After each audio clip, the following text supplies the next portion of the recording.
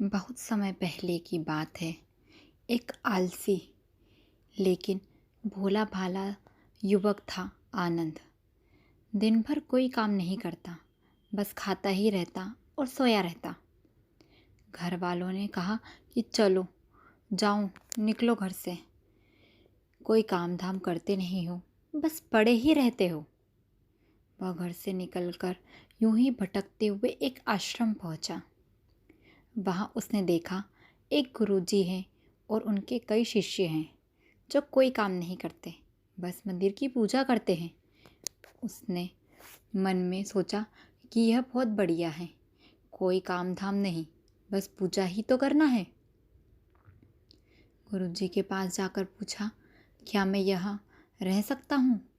गुरुजी बोले, हाँ हाँ, क्यों नहीं, लेकिन मैं तो कोई काम नहीं कर सकता हूँ। गुरुजी बोले, कोई काम नहीं करना है, बस पूजा ही करना है। ठीक है, वह तो मैं कर ही लूँगा। अब आनंद महाराज के आश्रम में रहने लगे। ना कोई काम, ना कोई धाम, बस सारा दिन खाते रहो और प्रभु भक्ति में भजन गाते रहो। महीना भर हो गया। फिर एक दिन आई एकादशी। उसने रसोई में जाकर देखा तो खाने की कोई तैयारी नहीं थी। उसने गुरुजी से पूछा कि आज खाना नहीं बनेगा क्या? गुरुजी ने कहा, नहीं, आज तो एकादशी है, तुम्हारा भी उपवास है। उसने कहा, नहीं, अगर हमने उपवास कर लिया तो कल का दिन ही नहीं देख पाएंगे हम नहीं कर सकते उपवास। हमें तो भूख लगती है, आपने पहले क्यों नहीं बताया? गुरुजी ने कहा, ठीक है, तुम ना करो उपवास, पर खाना भी तुम्हारे लिए कोई और नहीं बनाएगा, तुम खुद ही बना लो। मरता क्या ना करता। गया रसोई में। गुरुजी फिर आए। देखो, अगर तुम खाना बना लो तो राम जी को भोग ज़रूर लगा देना और नदी के उस पार जाकर बना लो रसोई। ठीक है। लकड़ी, आटा, तेल, घी, सब्जी लेकर आनंद महाराज चले गए। जैसे तैसे खाना भी बनाया। खाने लगा तो याद आया कि गुरुजी ने कहा था राम जी को भोग लगाना। लगा भजन गाने, आओ मेरे राम जी भोग लगाओ, प्रभु राम आइए, श्री राम आइए, मेरा भोजन को भोग लगाइए। कोई ना आया तो वह बेचैन हो गया कि यहाँ तो भूख लग रही है, राम जी आ ही नहीं रहे हैं। भोला मानस जानता नहीं था कि प्रभु साक्षात तो आएंगे नहीं, पर गुरुजी की बात मानना ज़रूरी है। फिर उसने कहा, देखो प्रभु राम जी, मैं समझ गया कि आप क्यों नहीं आ रहे हैं। मैंने रूखा सूखा बनाया है और आपको तो तरमाल खाने की आदत है, इसलिए नहीं आ रहे हैं। तो सुनो प्रभु, आज वहाँ कुछ भी नहीं बना है, सबको एकादशी है, खाना हो तो यह भोग ही खा लो। श्री राम अपने भक्त की सरलता पर मंद मंद मुस्काए और माता सीता के साथ प्रकट हो गए। भक्त असमंजस में। गुरुजी ने तो कहा था कि राम जी आएंगे, पर यहाँ तो माता सीता भी आई है और मैंने तो भोजन बस 2 लोगों का बनाया है। चलो कोई बात नहीं, आज इन्हें ही खिला देते हैं। बोला, प्रभु मैं भूखा रह गया, लेकिन मुझे आप दोनों को देखकर बड़ा अच्छा लग रहा है। लेकिन अगली एकादशी पर ऐसा ना करना, पहले बता देना कि कितने जने आ रहे हैं, और हाँ, थोड़ा जल्दी आ जाना।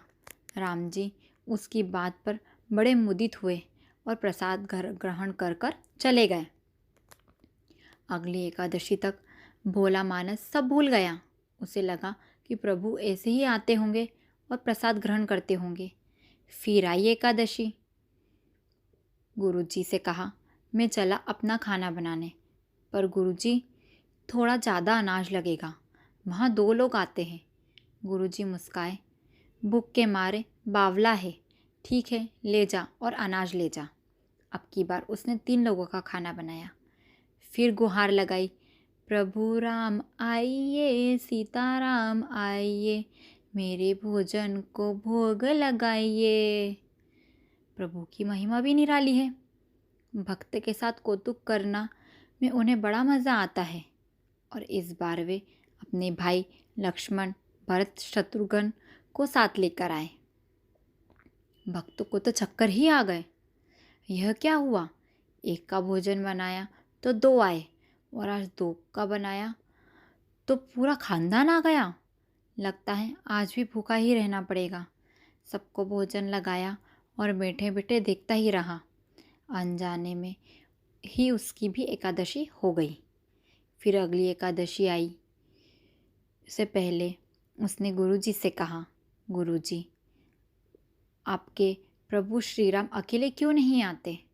हर बार कितने सारे लोगों को ले आते हैं। इस बार अनाज ज़्यादा दे देना। गुरुजी को लगा कहीं ये अनाज बेचता तो नहीं है, देखना पड़ेगा जाकर। भंडार में कहा, जितना चाहे ले जाओ, और छुप छुप कर उसके देखने चल पड़े। इस बार आनंद ने सोचा कि खाना पहले नहीं बनाऊंगा, पता नहीं कितने लोग आ जाएं, पहले बुला लेता हूँ और फिर बनाऊंगा। फिर टेर लगाई, प्रभु राम आइए, श्री राम आइए, मेरे भोजन को भोग लगाइए। राम दरबार मौजूद। इस बार तो हनुमान जी भी साथ आए, लेकिन यह क्या, प्रसाद तो तैयार ही नहीं है।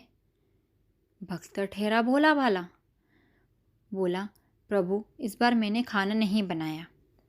प्रभु ने पूछा क्यों?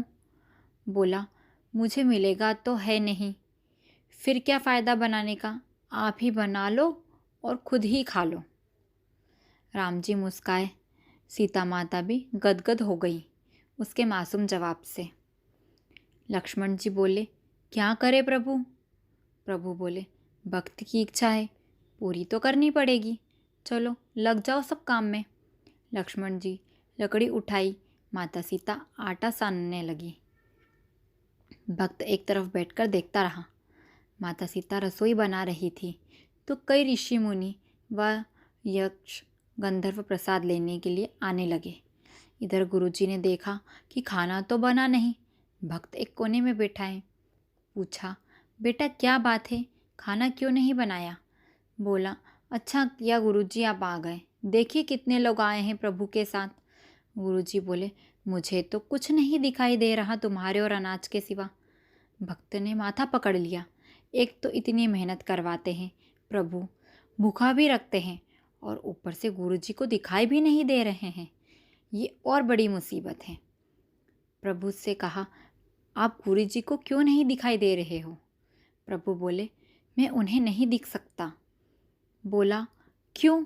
वे तो बड़े पंडित हैं, ज्ञानी हैं, विद्वान हैं, उन्होंने तो बहुत कुछ किया है और उन्हें बहुत कुछ आता है, उनको क्यों नहीं दिखाई देते आप?